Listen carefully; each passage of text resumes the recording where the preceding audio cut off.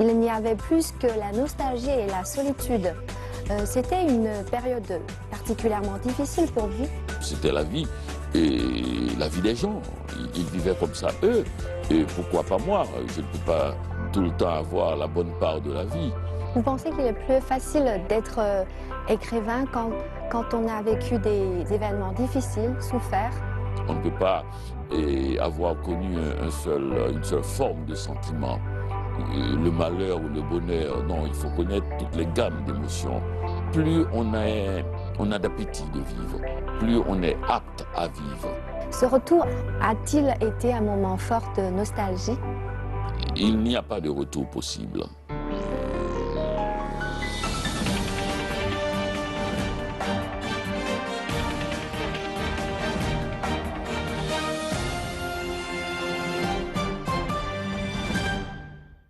Bonjour à toutes et à tous, bienvenue dans Parlons-en. Commençons cette émission avec une citation de l'écrivain argentin Jorge Luis Borges. Qu'est-ce qu'un livre si nous ne l'ouvrons pas? Un simple cube de papier et de cuir avec des feuilles. Mais si nous le lisons, il se passe quelque chose d'étrange. Je crois qu'il change à chaque fois. Comme vous l'avez sûrement compris, aujourd'hui sur le plateau de Parlons-en, nous allons parler de lecture et de littérature avec notre invité, l'écrivain canadien d'origine haïtienne, Dany Laferrière. Bonjour. Bonjour. Bienvenue dans Parlons-en. Merci, mais merci aussi d'avoir commencé avec une citation de mon écrivain préféré, Borges. Il est comme un enfant. Il découvre des significations assez simples. Qu'est-ce qu'un livre? C'est vrai que nous ne l'ouvrons pas. Ce n'est rien qu'un bloc de papier. Et voilà, non seulement le livre change à chaque fois que nous le lisons, mais aussi il nous fait voyager. Et nous pouvons traverser les siècles, nous pouvons lire un livre qui date de siècles avant, et nous pouvons aussi, sans bouger, faire des voyages incroyables, c'est magnifique. Avant de commencer notre interview, je vais lancer une petite présentation de notre invité, Dany Laferrière.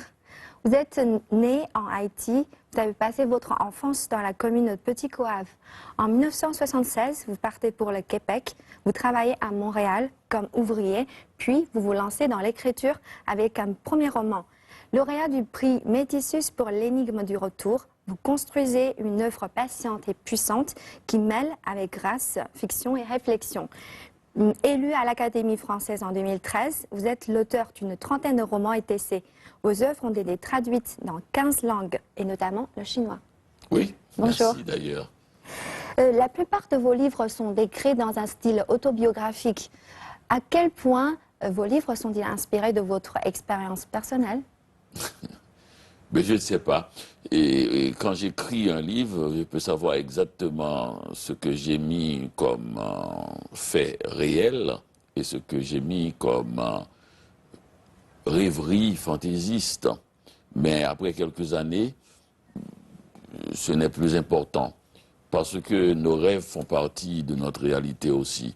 Et d'ailleurs même, souvent il m'arrive de croire que ce sont des choses qui m'étaient arrivées alors que ce n'est pas vrai. Et d'autres fois de croire que ces choses-là étaient impossibles, ne m'étaient pas arrivées alors que c'est vrai. Mais je crois que c'est la même chose pour tout le monde. Notre mémoire nous joue des tours. Quel sentiment cherchez-vous à faire naître chez vos lecteurs? Une sorte de relation amicale, une affection.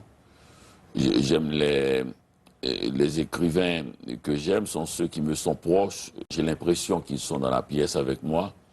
Et j'aime bien faire apparaître l'écrivain derrière le livre, que le lecteur sente qu'il y a quelqu'un. Un écrivain que j'aime beaucoup, Walt Whitman, il disait que celui qui tient ce livre tient un homme. Et que quand il écrivait le livre, le lecteur d'aujourd'hui n'était pas encore né. Il était une abstraction. Mais maintenant, il est mort. Et vous avez son livre, et, comme il dit, mon livre dans votre main. Je ne suis plus là, mais vous êtes bien là. Et en un certain sens, c'est comme si j'étais là. Je crois que c'est une sensation très, très forte, très puissante, qu'en lisant un livre, on voit apparaître l'écrivain. Suite à l'assassinat d'un ami journaliste, vous êtes parti précipitamment pour Montréal. Vous avez ainsi commencé une vie exil. Je sais que vous préférez le mot voyage plutôt que le mot exil. Qu'est-ce que ce voyage à Montréal vous a apporté? Ah, beaucoup de choses. Mais il s'agit de ma vie. Il s'agit de ma vie. Je suis très attentif à cela. C'est-à-dire que je veux absolument que ma vie dépende de moi. Et d'où le mot voyage, par exemple. Parce que le mot exil, d'après moi, appartient au dictateur. C'est le dictateur qui vous envoie en exil.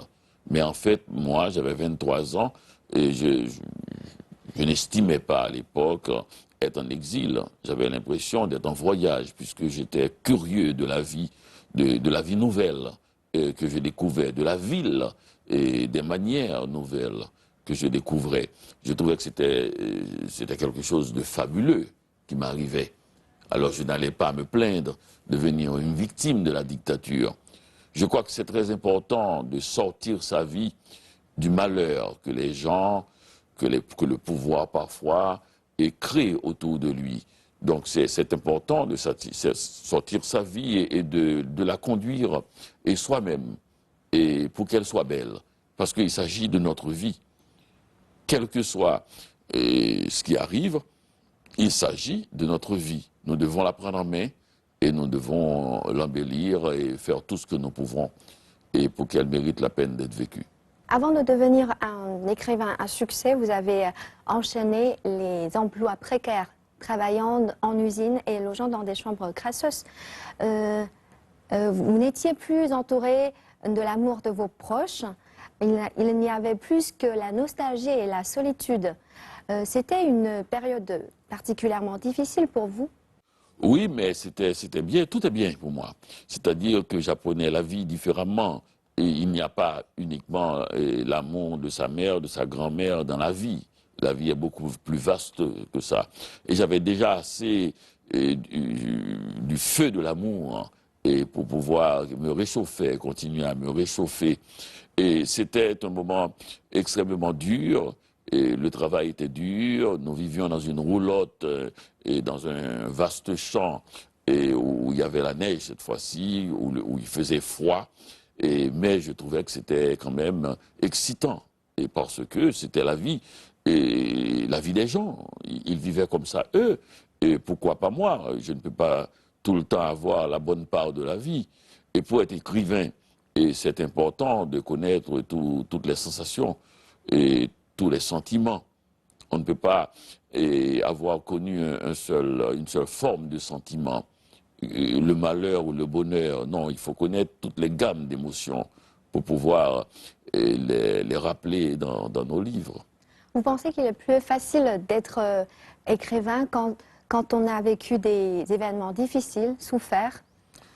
Oui, mais c'est bien aussi d'être heureux, parce que le bonheur est aussi une émotion.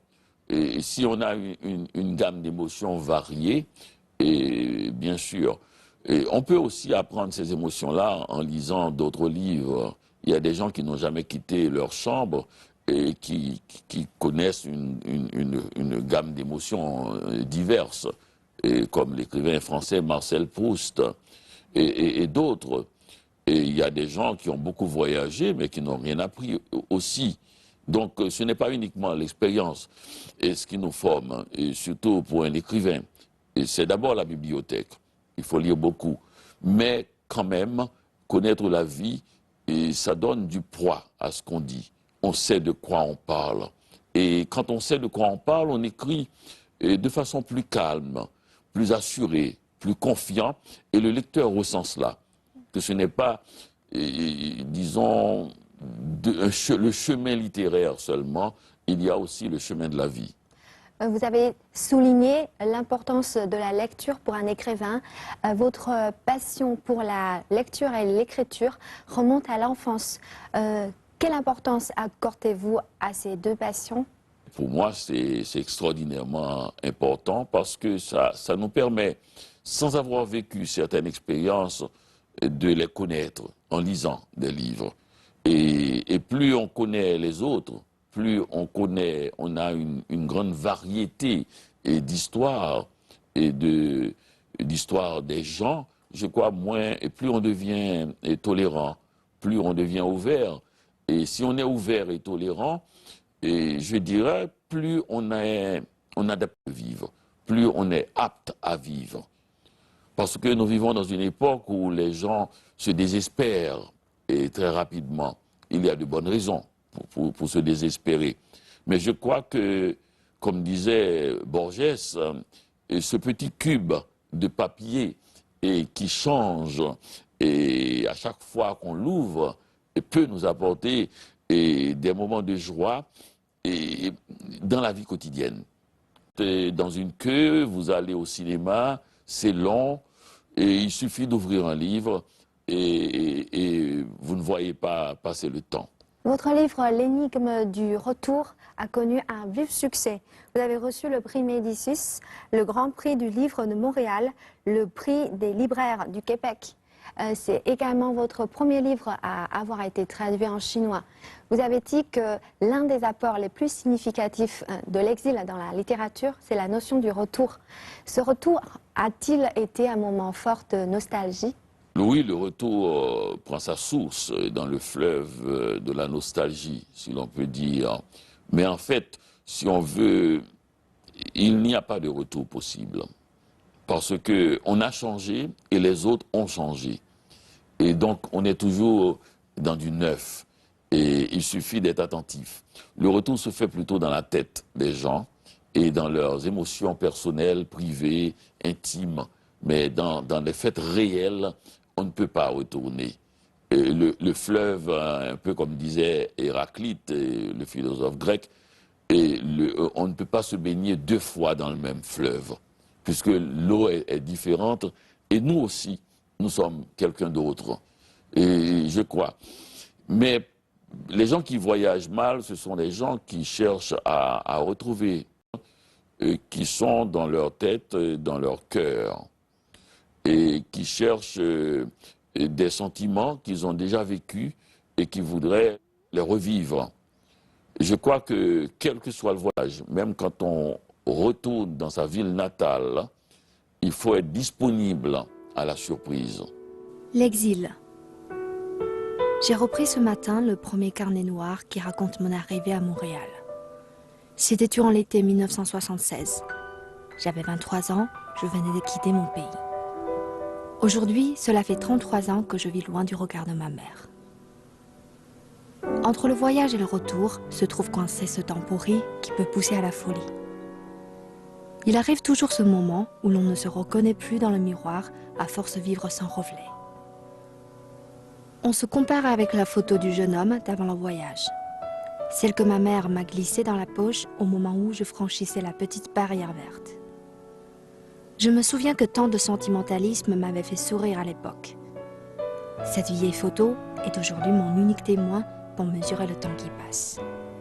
À votre retour en Haïti, vous avez observé de grands changements dans votre pays natal? Il faut dire que je suis un voyageur très étrange. Je ne cherche pas les surprises ni les changements. Quand je voyage dans le monde, je cherche les choses qui ressemblent à des choses que j'avais vues ailleurs. Par exemple, ce qui m'impressionne, c'est de voir, par exemple, mettons à Beijing, mettons, si on met la corde à linge et pour faire sécher le linge dans la cour des maisons, comme à Montréal ou comme à Port-au-Prince. Et malgré les distances, les milliers de kilomètres, que les gens fassent les mêmes gestes, ça, je trouve ça miraculeux. Il y a des gens qui cherchent la différence. Moi, je cherche la ressemblance. Donc, je ne cherche pas à analyser Haïti quand je retourne sur des questions de changement.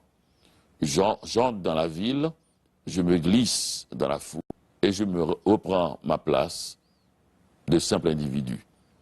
Donc je ne juge pas, je ne regarde pas, je ne me dis pas c'était mieux, c'était moins bien, et je suis dans la vie, à chaque fois. En 2013, vous avez été élu à l'Académie française. Qu'est-ce qui vous a poussé à postuler à l'Académie française? Et il il y a une élection, j'ai posé ma candidature. Je trouve ça tout à fait normal de vouloir y être. Et j'y suis rentré, j'ai été élu à l'Académie française, au fauteuil d'Hector Bianciotti et de Montesquieu, d'Alexandre Dumas fils. Ce que j'aime dans cette académie, d'abord, c'est l'amitié que partagent les écrivains entre eux. Disons, si on ne va pas aller jusqu'à l'amitié, disons la courtoisie qui règne dans ces lieux, le travail de fourmi que l'on fait avec le dictionnaire, et nous sommes à la 9e édition du dictionnaire, que nous avons commencé depuis longtemps. Et puis aussi, l'Académie a une importance capitale. C'est comme un espace de sérénité et au cœur d'une ville agitée comme Paris. Et je crois que j'ai l'impression, quand je suis à l'Académie, quelquefois, d'être au fond de l'eau, comme une tombée au fond de l'eau, et qui reste là un certain moment. La parole est à Monsieur Dany Laferrière pour la lecture de son remerciement. Mesdames et messieurs de l'Académie, permettez que je vous relate mon unique rencontre avec Hector Bianciotti, celui qui aide au fauteuil numéro 2 de l'Académie française. D'abord, une longue digression, il y en aura d'autres durant ce discours en forme de récit, mais ne vous inquiétez pas, de cette vieille ruse de conteur, on se retrouvera à chaque clairière. C'est Legba qui m'a permis de retracer Hector Bianciotti, disparu sous nos yeux ahuris durant l'été 2012. Legba, ce dieu du panthéon vaudou dont on voit la silhouette dans la plupart de mes romans. Sur l'épée que je porte aujourd'hui, il est présent par son vévé, un dessin qui lui est associé. Ce Legba permet à un mortel de passer du monde visible au monde invisible, puis de revenir au monde visible. C'est donc le Dieu des écrivains. Dans le discours que vous avez fait lors de réception à l'Académie française, vous avez rendu hommage à Hector Bianciotti, auquel vous avez succédé au fauteuil numéro 2 française. Vous avez rappelé la similarité de votre parcours en exil et votre amour en commun de l'écrivain Borges. Comment envisagez-vous votre mission sous la coupole? Je ne sais pas si j'ai une mission. Je ne suis pas quelqu'un qui cherche à avoir une mission. Je cherche à vivre et à faire le moins de mal possible pour permettre à ce qu'il y ait moins de douleur dans le monde. J'ai une vision assez modeste de la vie que je mène. Je crois que nous sommes quelques milliards et je ne voudrais pas prendre sur mon dos une charge trop lourde. Et ce que je veux porter le peu que je puisse porter du monde, mais avec gaieté, en dansant. Donc pour moi, être à l'Académie, c'est travailler sur le dictionnaire d'abord, c'est-à-dire donner à la langue française cet instrument magnifique et qui est aussi comme une fenêtre sur le monde qui permet à beaucoup d'autres cultures même, et je ne parle pas de ceux qui parlent français, dont leur langue est le français, et comme le Sénégal, comme la Côte d'Ivoire, comme Haïti, et comme le Québec, mais je parle aussi de pays qui ont une autre langue complètement différente, mais dont certains individus essaient de parler français et finissent par bien parler français. Comme vous, par exemple. Et le français ne fait pas partie de la langue de la Chine, mais pourtant, vous vous exprimez avec beaucoup d'élégance. Je crois que cette élégance-là, le monde en a besoin. Et la langue française a toujours beaucoup parié sur l'élégance d'esprit, sur l'élégance de forme, et qui n'empêche pas une grande logique de réflexion. Et c'est un trésor universel qu'il faudra bien quand même préserver. L'Académie française est une institution qui a pour but de défendre la langue française. Dans le discours, vous mentionnez la phrase en langue française qui, d'après Hector Bianciotti, est la plus mémorable. Le fond de l'air est frais. Et pour vous, quelle phrase de la langue française jugez-vous la plus mémorable? Je n'ai pas de phrase qui soit plus mémorable pour moi. Et c'est la musique même de la langue qui me touche. Bien sûr, il y a quelques vers et de racines qui sont assez fortes et assez forts. Il y a aussi ce vers d'un jeune poète qui avait peut-être 17-18 ans à l'époque, un poète haïtien. Et je ne viendrai pas ce soir tisser au fil de votre regard des heures d'abandon et de gloire. Des camarades m'attendent à l'assaut d'une citadelle qui s'écroule. Mais la poésie, c'est une poésie d'adolescent, de jeune homme que j'ai trouvée très, très forte parce qu'elle mêle à la fois, disons, une situation intime, quelqu'un qui dit à sa jeune bien-aimée qu'elle ne viendra pas parce qu'il va découvrir le monde. C'est le poète René Despestre, d'origine haïtienne et qui vit à Lézignan-Corbière en France depuis des décennies, qui avait écrit ça dans un joli petit recueil dont le titre est Étincelle. J'aime beaucoup la poésie, j'aime beaucoup lire la poésie et essayer de garder en moi quelques traces de cette poésie-là. Vous vous intéressez également au cinéma. Plusieurs de vos livres ont été adaptés en film. Vous avez également écrit le scénario et réalisé le film Comment conquérir l'Amérique en une nuit, qui a reçu le prix Zénith au Festival des films du monde de Montréal. C'est vrai que les personnages sont souvent très vivants dans vos livres et vous écrivez d'une manière cinématographique. Quelle est selon vous la différence principale entre ces deux arts? Je ne sais pas. Moi, si j'ai écrit des livres, c'est parce que je n'avais pas d'argent pour faire des films. D'ailleurs, j'ai fait un film en livre déjà, Le goût des jeunes filles, où j'ai même mis un générique au début, et que j'avais un peu dédié à Almodovar, que j'aimais bien. Et j'aime beaucoup les cinéastes. Je les apprécie autant que les écrivains. Mes cinéastes préférés, il y a Woody Allen, il y a Fellini, et il y a d'autres cinéastes. C'est un art que je trouve très proche du roman, le cinéma, le long métrage, et en même temps très différent dans la composition et dans le tournage. C'est quelque chose d'extrêmement différent.